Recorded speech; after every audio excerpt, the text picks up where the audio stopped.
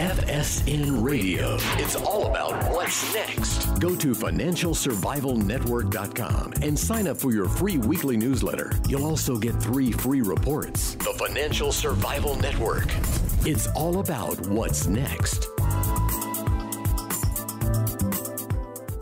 Welcome. You are listening to the Financial Survival Network. I'm Kerry Lutz. It's 7/11/17. This could be your lucky day. Good number to play. If you're going to go buy lottery tickets, go to a 7-Eleven and play 7/11/17. And who knows, your luck could change. However, there is an objective reality out there. Things aren't necessarily getting worse, but they aren't necessarily getting better either. And we're really pleased to have Sam McElroy. Sam, you're co-founder of @Financial and @Financial Investments. I mean, you've been at this a long time. What really makes your take on finances interesting is the fact that you hold a doctorate in psychology. And let's face it, markets always boil down to psychology, don't they? Well, first, welcome to the show. Oh, and if you have any questions for myself or Sam, email kl@kerrylutz.com. Sam,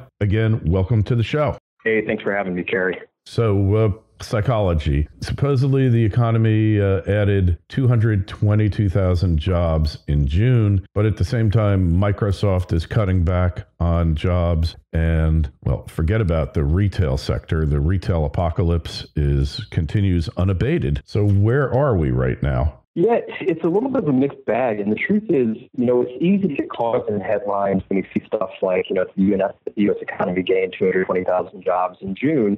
So that number looks big. And because it looks big, it has this psychological impact that it makes us think that things are just, all rosy and there's, nothing but clear skies ahead of us. But if we look at any of this information and really start to dig into it, I think you're exactly right. At best, we have to call it a mixed bag. Because while we do see maybe some jobs numbers that are improving, we see certain sectors that are having all types of problems right now. And I think there's a lot more to what's happening on an economic standpoint than looking at just one indicator and trying to extrapolate a lot of meaningful data from just that one piece. Right. So like you say, it's a lot more than just a couple of numbers, what's actually taking place in the economy. And well, wages did go up a little bit, not great, 2.5%. The job market, how strong is it really? Because that number is the U1, and that just tells you who stopped collecting unemployment. It doesn't necessarily tell you the structurally unemployed, the long-term unemployed, whether they are getting jobs or not. And 4.4% unemployment is very deceiving because it doesn't include people who are underemployed chronically, like engineers flipping burgers at fast food restaurants who will soon be displaced by Flippy, the burger flipping robot, right? It really lacks a lot of it. It just it doesn't tell us who's left the workforce. Workforce participation rates really have not improved all that much since this so-called recovery started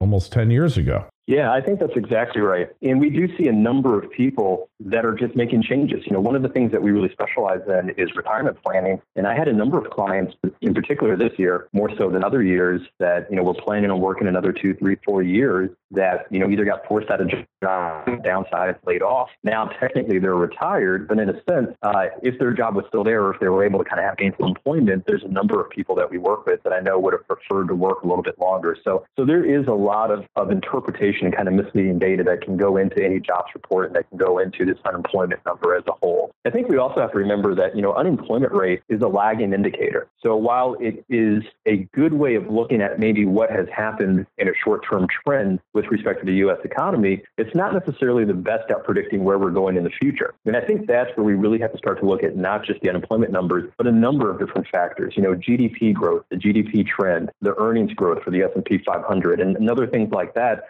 can give us some indication as far as what we think is happening now and where we think things are going to go in the future as well. Right. And yeah, so it is a lagging indicator like many, but now the stock market used to be a leading indicator. Do you think it's lost its usefulness as a leading indicator at this point, Sam? It's so hard to tell because if I think over the last 2 or 3 years, I think a lot of the truisms that we used to hold as far as predicting stock market behavior have gone atypical. So they've done things that maybe everybody didn't expect them to do. If we look at what happened with the stock market, and we basically saw this surge following the election. I think anytime we see a spike or a pop in the market, we always have to pause and ask ourselves, what is the root cause for this? Is something happening where businesses are all of a sudden more profitable to where I should actually be paying more, putting a higher valuation on the shares for that business? And if that's not the case, if that's not what's causing the market to gain, then what is it? And my fear is that in this instance, a lot of it is just investor exuberance. It's a lot of hope because we want things to be better. We want the market to continue on this upward trend. But I think what we've seen is a widening spread in the price to earnings ratio. We're putting a larger valuation on companies. And I don't know if their earnings have really been there to justify that valuation. And I think that if we're trying to then use the market behavior as an indicator, I think it is losing a little bit of its predictive power because in a sense, there's a lot of things in the stock market valuation currently today that maybe aren't good or aren't really aligned with fundamental economics. Right. And so we look at the stock market, so we think it's becoming divorced from reality, or is it just to become a big casino that has no relation to the real economy? What's going on here, Sam? I think it's a little bit of both. I wouldn't go so far as to say that it's not reflecting some growth improvement that we've had, because I think if we look at what was going on during the financial crisis to where we are today, I think some things have improved. I think the problem is whenever things start to improve, gas or hit the accelerator on the gas pedal, and we kind of take this incremental increase and stretch it into this out of proportion larger increase, I think that's where the rise. So I think there are some things that are actually happening that's good, that justify some growth from the market. And I think oftentimes when you come off of a rebound, the tendency is to continue kind of up past where when you started to fall. I think the problem is that now we're starting to outrun basically where the economy was spurring us on. And in a sense, we're building in additional risk in the market.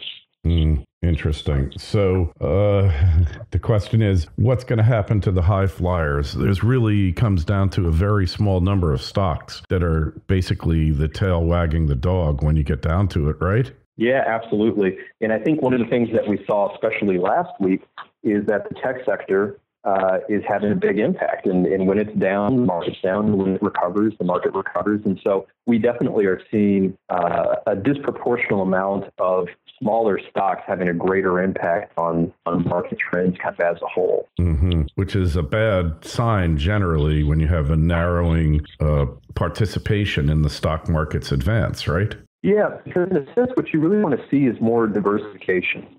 Not in the sense of diversifying by asset classes, but you want to see more companies kind of sharing the load with, so to speak, of growth inside the market. And to the extent that you have that, then you're not really hedging your bet on the success of any one or any handful of companies. But when you see this kind of narrowing margin, the problem is that if something were to happen to those particular stocks, then it tends to happen to the overall market. And then you get into this kind of cyclical process, because we know that inside of a lot of mutual funds are a lot of these stocks. And when people start to pull back from the market, they don't necessarily pay attention to, well, is this a good stock that I should hold on to? When they start pulling out of funds in particular, it tends to have this effect where we say, all ships rise and fall with the tide. Right. Well, on the other hand, to take the old cliche, stocks go up on a wall of worry. Stocks go higher on a wall of worry. We haven't had any shortage of a wall of worry, have we? Nope, we certainly haven't.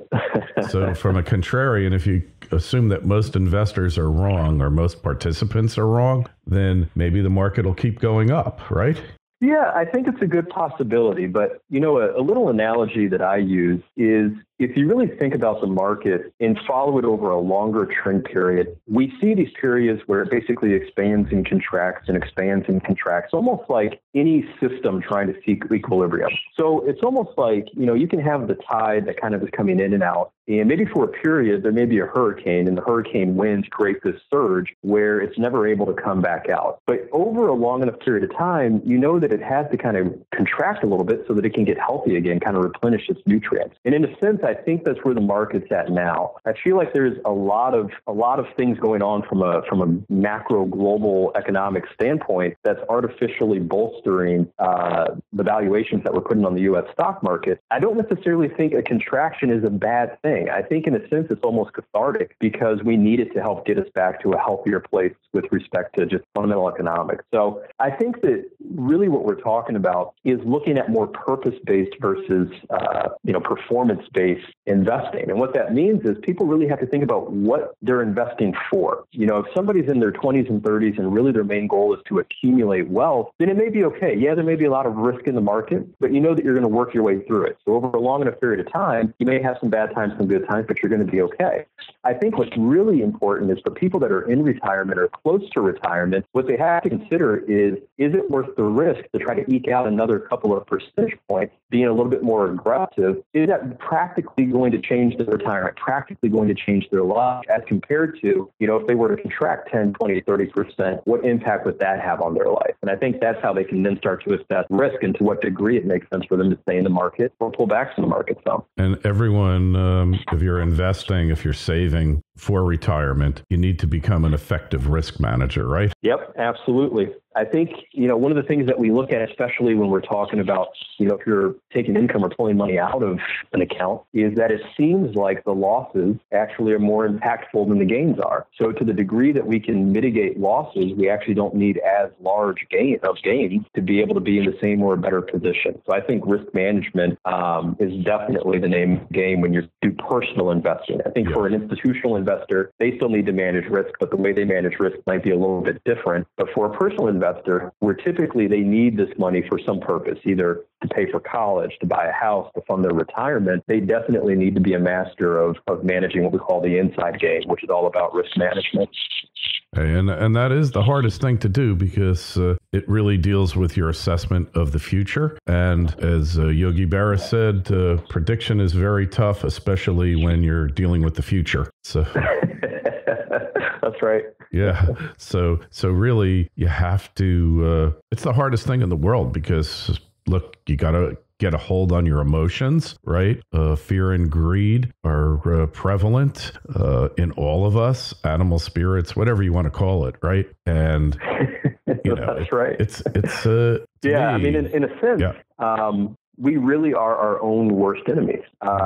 We all like to think that we make sound, rational financial decisions, but the truth of the matter, that the same subconscious processes that kind of lead us in decision-making in other areas of our life, whether it's, jobs or making a purchase or retail purchase or relationships or whatever it might be, are the same processes that influence how we govern and work with money. So when we look at things like the recency effect, where we tend to place too much value in the most recent data, even if it's not the most meaningful, or confirmation bias, where, we tend to prefer information that already confirms what we already think. So all of these pieces are actually skewing the way that we actually view and assess information. And oftentimes it leads us to making the wrong decision. Yeah, very, very true. And we are our own worst enemies in investing as in the rest of life. And that's why you really need to become aware of the concepts that you and I have been talking about, Sam. And if you want to learn more about this, Sam, where do you go? Where's the best place to find your work? Yeah, easiest way to connect with us is probably through our website, www.atfinancial.com. From there, people can sign up for our newsletters. We tend to put out market commentaries, other things like that. They can find our blog and other information from there. All right. And hey, if you've got any questions again for Sam or myself, email kl@kerrylutz.com. The Twitter feed is @KerryLutz. The Facebook page is Financial Survival Network. And of course, as always, we'll have a link to Sam's site in the show notes of this interview on Financial Survival Network. Sam, been a pleasure having you on. We'll look forward to speaking with you again, and thank you so much. Anytime. Thanks for having me. FSN Radio. It's all about what's next. Go to financialsurvivalnetwork.com and sign up for your free weekly newsletter. You'll also get 3 free reports. The Financial Survival Network. It's all about what's next.